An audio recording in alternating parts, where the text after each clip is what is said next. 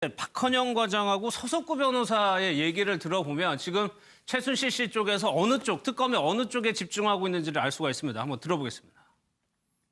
31일 날 재판 갔다 왔고요. 뭐 단적으로 짧게 말씀드리면 좀 짜증이 났고요. 그러니까 검찰 측은 당연히 뭐 하실 질문들을 하셨는데 뭐 변호인 최순실 씨 변호인 측 분들은 사실은 제가 느끼기에는 이 사안하고 크게 상관없는 질문들도 굉장히 좀 많이 하셔가지고 재판하고 상관없는 얘기들을 자꾸 하시는 것 같아서 최순실 씨 변호하러 나오신 거 맞나 약간 이런 생각이 들었어요. 그 이경재 변호사란 그 분이 이제 최순실 씨 변호하고 계시잖아요. 그분이 이제 뭐 저한테 계속 뭐 검찰에서 이렇게 밤늦게 수사 막 많이 받지 않았냐. 이 재판하고 상관이 없는 내용이지 않습니까? 제가 오죽하면 제가 그래서 그랬어요. 그거 저한테 물어보실 내용이 아닌 것 같습니다. 그래서 동의서 이런 거 다 사인도 하고 지장도 찍고 검찰 분들하고 다 협의를 해서 한 건데 그거를 막 불법성이 없는. 네, 마치 무슨 뭐 제가 되게 굉장히 검찰에서 밤늦게 뭐 받으면 안 되는 건데 받았다는 식으로 앞에 보면 써 있거든요. 몇 시부터 몇 시까지 받았는지. 그거 맞냐? 불법 동의서 쓰신 거 맞냐라는 그런 질문들을 그러니까 막 거기서 하시고. 이제 어제와 우병우가 안종범 부부에게 뇌물 건네준 혐의를 받고 있는 그 부인이 호흡 곤란으로 구급차에 실려갔죠. 강압 수사했다는 거죠. 예.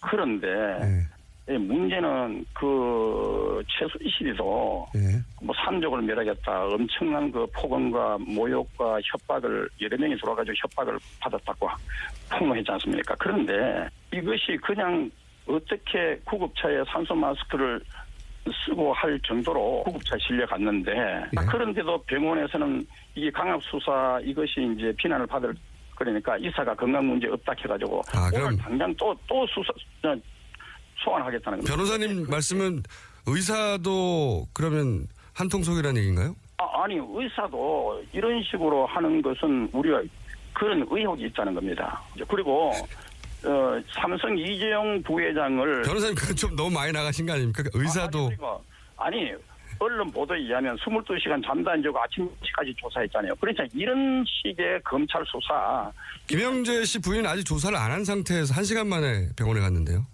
검사의 정치적 중립 의무를 위반하고 강압 수사를 하고 철야 조사를 하고 심지어 뭐 이렇게 후담 절제 수술을 한 사람까지도 심야 조사를 강행하는 이런 아주 피도 눈물도 없는 이 검찰은 다 저는 해체돼야.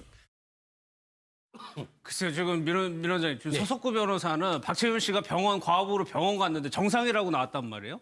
그것도 의혹을 제기하고 있단 말이에요. 한통속 아닌 거냐. 그렇죠. 그러니까 그 서석구 변호사 주장에 의하면은 그 특검하고 저 의사 선생님하고 짜고 아무 일도 없던 것처럼 아픈 사람을 괜찮다고 했다는 의혹이 있다는 거 아닙니까? 강압 수사 부분을 덮으려고 그렇게 했다라고 얘기를 하시는 건데 오죽했으면 그 진행하신 분이 너무 나가신 거 아니냐고 할 정도 아니겠습니까? 그런데 아무튼 근데 저렇게 얘기를 해도요.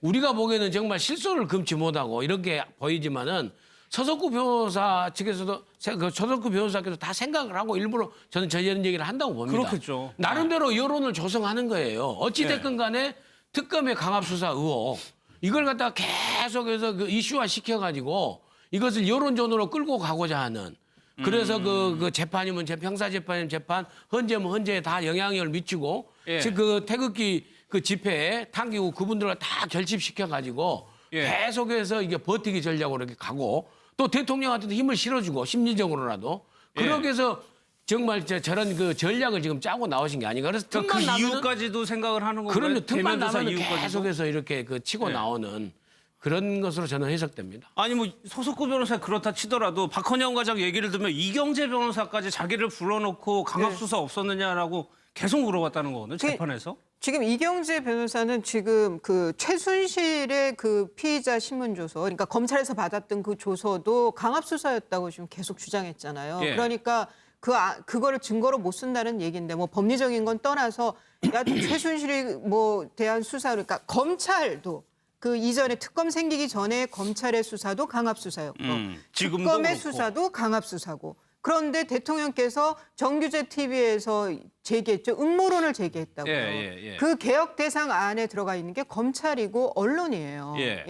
그러니까 거기서 만들어졌다라는 이 음모론에 다 한 맥을 같이 하는 거라고 저는 생각합니다. 그러니까 예. 이경재 변호사의 그러니까 최순실의 형사 사건이나 서석구 변호사가 포함되어 있는 그 탄핵 대통령 측 대리인이나 다 대통령까지도 음모론에 지금 같이 돌아가고 있다. 그 맥으로 그렇게 예. 생각이 들어요. 아니, 대통령이나 최순실 씨는 중요하죠. 이번 핵 사태에서. 근데 박지원 씨는 아닌데 여기에 같이 꼈단 말이에요. 그러니까 예. 변호사가 너무나 다른 뭐 피의자들을 너무 배려하고 있는 것 같습니다. 걱정하고 예. 이재용 부회장도 걱정하고 박채훈 씨도 걱정하고 지금 다 걱정하고 있는데 사실은 변호사로서의 어떤 변론 방향하고 완전히 맞지가 않습니다. 기본적으로 변호사가 형사 재판에서 변론을 한다라고 한다면 어떤 재판이든지 일단은 기본적으로 사실관계를 다투는 게 맞습니다. 예. 사실관계에 기초하지 않는 그러니까 잘못된 사실관계에 기초한 어떤 재판은 다 잘못될 수 있기 때문에 제일 첫 번째는 검찰이든 뭐 국회 측에서 주장하는 사실관계가 다르다라는 것. 이 사실관계 확정 가지고 먼저 다퉈야 됩니다. 그다음 이제 두 번째는 법리적인 부분과 관련된 겁니다. 예. 사실관계를 확정하고 이거와 관련된 어떤 법리를 적용할 것이냐 이 부분에 대해서 뭔가 변론을 하고 그래야 되는데 지금 이경재 변호사도 그렇고 이중환 변호사도 그렇고 자꾸 사실관계라든지 아니면 법리적인 부분이라든지 이런 본질적인 것 가지고 예, 이야기를 맞아요. 하는 것이 아니라 예. 자꾸 뭔가 특검을 공격하는 겁니다. 물론 이제 이런 특검을 때리는 것이 여론전이나 이런 것에는 효과가 있을지 모르겠습니다. 이제 아까 예. 교수님 말씀대로 그런 효과를 노리고 하는 것으로 보이는데 여론조사 추이를 보게 되면 전혀 효과가 없는 것 같습니다. 예. 박근혜 대통령 탄핵에 대한 어떤 기각이냐 인용돼야 되냐 이 여론조사가 이 12월 작년 이제 12월 9일 날 여론조사했을 때 78% 그러니까 예. 그래서 딱 국회 표가 뭐 234표가 나왔다라고 하는데 2월 3일 날 나온 어떤 여론조사를 봐도 정확하게 그대로 유지가 돼 있습니다. 77.6점 몇 프로 이렇게 나오고 대세에는 있고 전혀 영향이 대세에는 없다는 전혀 거예요? 지장이 없는 겁니다. 그렇기 예. 때문에 지지층을 어떻게 보면 단결하는 효과는 있는지 모르겠지만 예. 그 외에 어떤 다른 사람들의 공감을 이끌어내거나 이런 부분에는 효과가 전혀 없는 것으로 보입니다. 알겠습니다. 저는 지금 박채윤의 이 과호흡 증세에 대해서 서석구 변호사가 저렇게 의사 가지고 짤 수 있다라고 얘기하는 거는 예. 박채윤 씨가 갖고 있는 거가 시술 문제가 들어 있잖아요. 그러니까 지금 대통령에 대한 여러 그러니까 탄핵 소추 사유는 아니지만 여론에서 좀 많이 멀어지게 한 것 중에 하나가 시술 의혹이 예, 있단 예. 말이에요. 거기에 지금 박채윤 씨가 들어가면서 한 얘기가 지금 자기 남편이 그러니까 대통령에 대한 시술 부분에 대해서 자백을 강요하고 있다라고 예. 얘기를 했어요. 그거는 대통령이 여론전하고도 맞물려 있는 부분이 있고 그러니까 서석구 변호사가 나서서 지금 박채윤에 대한 있겠네요. 강압 수사 얘기를 끄집어 하는 거죠. 알겠습니다. 뭐 심지어 뭐 이렇게 후담 절제 수술을 한 사람까지도 심야 조사를 강행하는 이런 아주 피도 눈물도 없는 이 검찰은 다 저는 해체돼야. 글쎄요, 지금 민 원장님, 지금 네. 서석구 변호사는 박채윤 씨가 과업으로 병원 갔는데 정상이라고 나왔단 말이에요. 네. 그것도 의혹을 제기하고 있단 말이에요. 한통속 아닌 거냐. 예, 그렇죠. 그러니까 그 서석구 변호사 주장에 의하면은 그 특검하고 예. 저 의사 선생님하고 짜고 예. 아무 일도 없던 아픈 사람을 괜찮다고 예, 했다는 괜찮다고 의혹이 있다는 해가지고 거 아닙니까? 강압 수사 저번에. 부분을 덮으려고 예. 그렇게 했다라고 얘기를 하시는 건데 어저께였으면 그 진행하신 분이 너무 나가신 거 아니냐고 할 정도 아니겠습니까? 그런데 아무튼 근데 저렇게 얘기를 해도요. 예. 우리가 보기에는 정말 실소를 금치 못하고 이렇게 보이지만은 서석구 변호사 측에서도 서석구 변호사께서 다 생각을 하고 일부러 저는 이런 얘기를 한다고 봅니다. 그렇겠죠. 나름대로 여론을 조성하는 거예요. 어찌됐건 간에 특검의 강압 수사 의혹 이걸 갖다가 계속해서 그 이슈화 시켜가지고 이것을 여론전으로 끌고 가고자 하는 그래서 그 재판이면 형사 재판이면 재판, 헌재면 헌재에 다 영향력을 미치고 예. 즉 그 태극기 그 집회에 당기고 그분들을 다 결집시켜가지고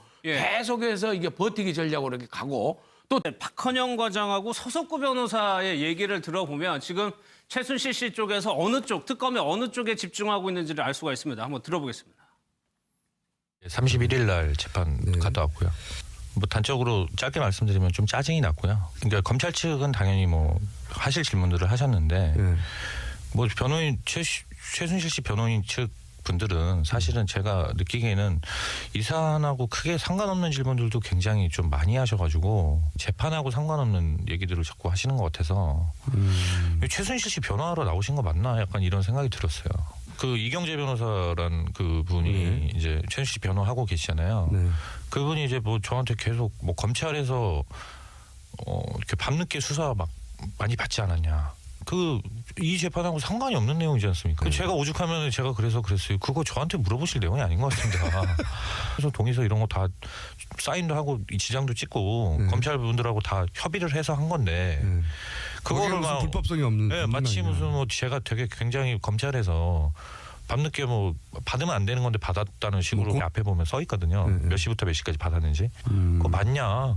불법 동의서 쓰신 거 맞냐라는 그런 질문들을 그러니까 막 거기서 하시고. 이제 대통령이나 최순실 씨는 중요하죠 이번 핵 사태에서. 근데 박지원 씨는 아닌데 여기에 같이 꼈단 말이에요. 그러니까 예. 변호사가 너무나 다른 뭐 피의자들을 너무 배려하고 있는 것 같습니다. 걱정하고 예. 이재용 부회장도 걱정하고 박채훈 씨도 걱정하고 지금 다 걱정하고 있는데 사실은 변호사로서의 어떤 변론 방향하고 완전히 맞지가 않습니다. 기본적으로 변호사가 형사 재판에서 변론을 한다라고 한다면 어떤 재판이든지 일단은 기본적으로 사실관계를 다투는 게 맞습니다. 예. 사실관계에 기초하지 않는 그러니까 잘못된 사실관계에 기초한 어떤 재판은 다 잘못될 수 있기 때문에 제일 첫 번째는 검찰이든 뭐 국회 측에서 주장하는 사실관계가 다르다라는 것. 이 사실관계 확정 가지고 먼저 다퉈야 됩니다. 그다음 이제 두 번째는 법리적인 부분과 관련된 겁니다. 예. 사실관계를 확정하고 이거와 관련된 어떤 법리를 적용할 것이냐 이 부분에 대해서 뭔가 변론을 하고 그래야 되는데 지금 이경재 변호사도 그렇고 이중환 변호사도 그렇고 자꾸 사실관계라든지 아니면 법리적인 부분이라든지 이런 본질적인 것 가지고 예, 예, 이야기를 하는 맞아요. 것이 아니라 예. 자꾸 뭔가 특검을 공격하는 겁니다. 물론 이제 이런 특검을 때리는 것이 여론전이나 이런 것에는 효과가 있을지 모르겠습니다. 이제 아까 예. 교수님 말씀대로 그런 효과를 노리고 하는 것으로 보이는데 여론조사 추이를 보게 되면 전혀 효과가 없는 것 같습니다. 예. 박근혜 대통령 탄핵에 대한 어떤 기각이냐 인용돼야 되냐 이 여론조사가 작년 이제 12월 9일 날 어제와 우병우가 안종범 부부에게 뇌물을 건네준 혐의를 받고 있는 그 부인이 네. 호흡 곤란으로 구급차에 실려갔죠. 강압 수사했다는 거죠. 예.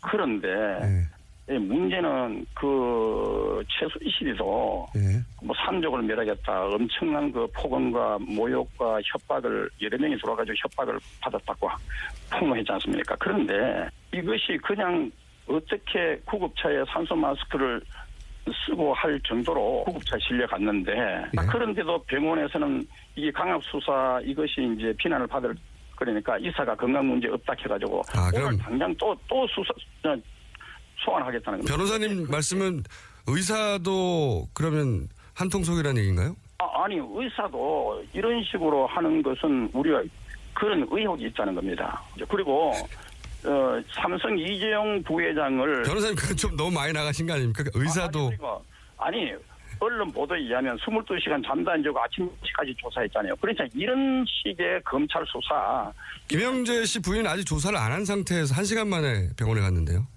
검사의 정치적 중립 의무를 위반하고 강압 수사를 하고 철야 조사를 하고 대통령한테도 힘을 실어주고 심리적으로라도 그러기 위해서 정말 저런 그 전략을 지금 짜고 나오신 게 아닌가. 그래서 그 틈만 나면 이유까지도 생각을 하는 건가요? 그럼요. 틈만 대면 조사 나면 이유까지도? 계속해서 이렇게 그 치고 네. 나오는 그런 것으로 저는 해석됩니다. 아니 뭐 소속구 변호사 그렇다 치더라도 박헌영 과장 얘기를 들으면 이경재 변호사까지 자기를 불러놓고 강압 수사 없었느냐라고 계속 물어봤다는 거거든요. 재판에서. 지금 이경재 변호사는 지금 그 최순실의 그 피의자 신문 조서, 그러니까 검찰에서 받았던 그 조서도 강압 수사였다고 지금 계속 주장했잖아요. 예. 그러니까 그거를 증거로 못 쓴다는 얘기인데 뭐 법리적인 건 떠나서 야 최순실이 뭐 대한 수사 그러니까 검찰도 그 이전에 특검 생기기 전에 검찰의 수사도 강압 수사였고 지금도 특검의 그렇고. 수사도 강압 수사고. 그런데 대통령께서 정규제 TV에서 제기했죠. 음모론을 제기했다고요. 예. 그 개혁 대상 안에 들어가 있는 게 검찰이고 언론이에요. 예. 그러니까 거기서 만들어졌다라는 이 음모론에 다 한 맥을 같이 하는 거라고 저는 생각합니다. 그러니까 예. 이경재 변호사의 그러니까 최순실의 형사 사건이나 서석구 변호사가 포함되어 있는 그 탄핵 대통령 측 대리인이나 다 대통령까지도 음모론에 지금 같이 돌아가고 있다 그 맥으로. 그렇게